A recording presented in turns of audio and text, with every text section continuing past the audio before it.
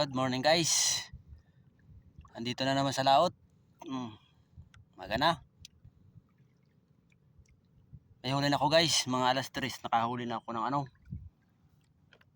2 piraso sa isang Diyan sa isang palataw. Yun guys dalawa yan. Isang bata ko dalawa. Tapos ngayong medyo maliwanag na yan. Isang piraso.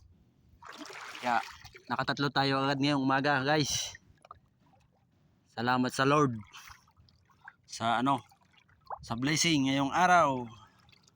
Yan guys, medyo may kasama akong yan. May kasama akong bata. Malaki pa sa kanya yung pusit. Gustong gusto niya guys sumama. Makakita daw siyang pusit. Yan guys 3 piraso yan. Medyo malalaki-laki Yan guys